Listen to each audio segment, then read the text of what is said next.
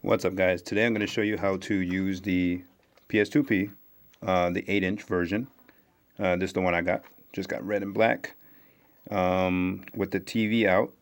We're going to show you how to connect two PS4 controllers wirelessly and then connect it to your TV for home play. So it'll be basically like you have a regular PS2. And if you're on the go and you want a second player, well, this is an 8-inch, so it's pretty big. But if you want to take this on the go and you have a second player, then they can also play with you wirelessly while you use the onboard controls. If you want to do that, this has really good viewing angles. So, like if you're a person that's like me in like New York, do a lot of traveling on a train or bus or whatever, and you have a long travel and you want to bring this with you, and with a power bank or something like that, you can actually play with your friend wirelessly. So we're going to show you how to get that set up. Now I've already set this up, but I'll show you guys how to set it up. This is a basic setup right now on OPL. So first thing you want to do is click triangle on the game that you want. Now you do this once per game, and unfortunately there's no way around it. You have to do this per game. So King of Fighters 98 UM, right? Let's say you wanted to play that multiplayer, right? All you have to do is go to configure pad EMU, right? And I apologize for my screen going bright and stuff. So make sure you have enabled pad emulator on, and you have DualShock 3 and 4 Bluetooth setting. So there's a couple of settings here. Bluetooth settings, right? Enable multi-tap, and change to multi-tap slot 1 for player 1, right? Okay. Enable emulation, make sure all that's on. And then what you want to do is unplug your USB stick, which has your games on it.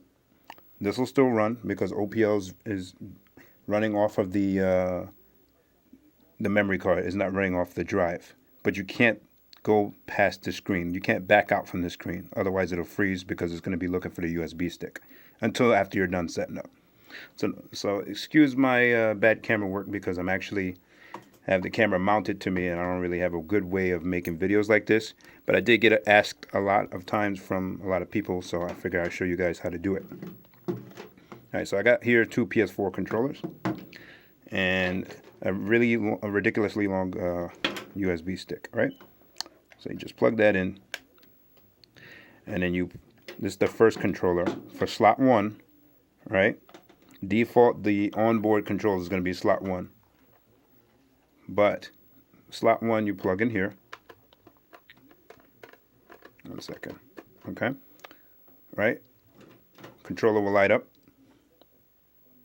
That means it's doing its thing. And the MAC address will show up. Very easy. You click pair. Boom. The controller will do a solid light. And then you have controls, right? Unplug. That's done. Again, excuse me if I'm doing this in slow motion. It's because I'm looking through the phone mounted on my chest, which is probably not ideal. Okay, now that after that's done, you click 1A. No, you leave 1A. You change the multi-tap. Actually, you change this to 1B. That's player 2, right? Then you do the same thing with the second controller. Now we got the second PS4 controller. And just to show you that it works, this is unplugged already. We're just going to turn this on, and we can move the menus. So you see that it's already working wirelessly. But that's useless right now until we get into the game and save the settings. Okay, so now we're just going to plug in the second controller. Sorry for the blur. I'm not a professional YouTuber or anything, just trying to help out some people to know how to use this and so on. Okay. See, so we got the second controller. And you could do this up to 4 controllers, so if you want to play something like Def Jam Fight for New York or whatever is 4-player, it'll work just fine.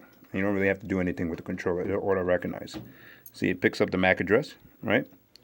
Scroll down, click pair, and you're good to go. Now you got player 1 and player 2 with multi-tap emulator selected. Now before you do anything else, unplug it, right?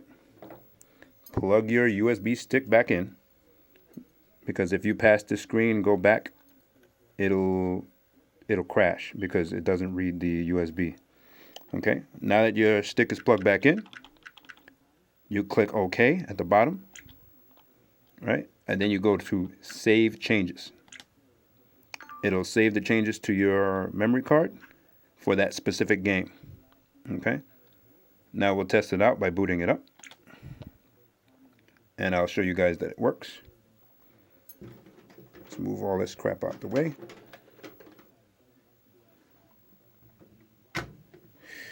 Okay.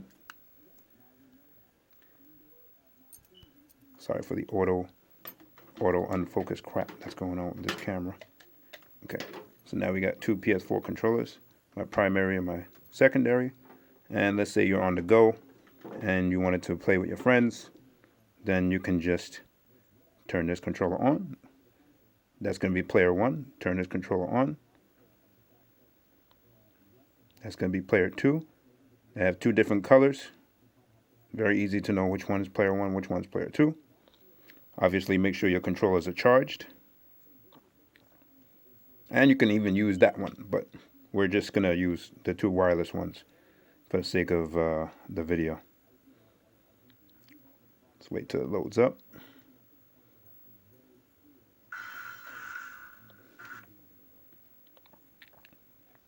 Okay, so let's go to 2-player. All right, and as you can see, I have player 2 and I have player 1. So let's just pick anybody. Show you guys it's working.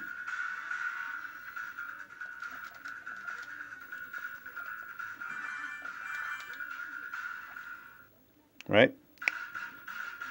And if you just want to use this like a regular PS2, it is a regular PS2. It's made by regular PS2 parts. You could just plug in the AV cord at the bottom to the TV and have your two wireless controllers and play on the couch. You know? I'll demonstrate that in a sec.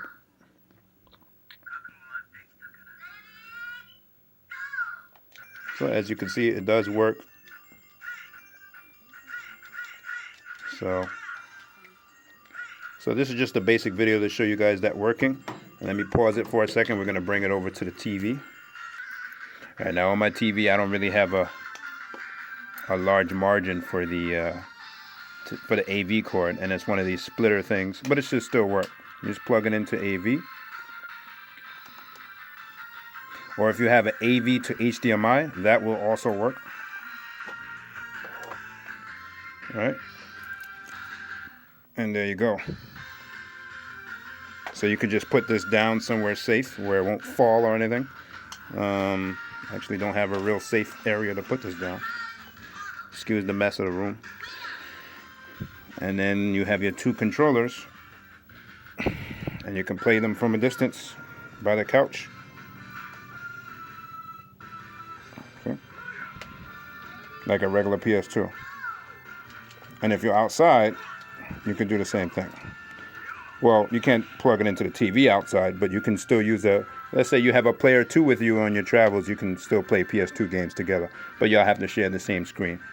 But anyway, I just wanted to show you guys that's working, and that's basically one of the main perks and differences between the 8-inch and the others. It also has a rumble feature, but I haven't really seen, okay, see, the controls don't work once you have both controllers plugged in because it's not a 4-player game. This will turn into 4-player. But yeah, it's supposed to have a rumble feature too. I haven't been able to get that to activate in any game, but I know with the PS2, rumble is very funny. Certain games have it, certain games don't. So I'll have to get some more research on that. But it's supposed to have a rumble pack also. But anyway, I just wanted to do a basic video to show you guys. That's my original PS2 there. I got all the original games as well. And that one's hacked with swap magic. So, yeah. If you guys want to see any particular games playing on this, let me know.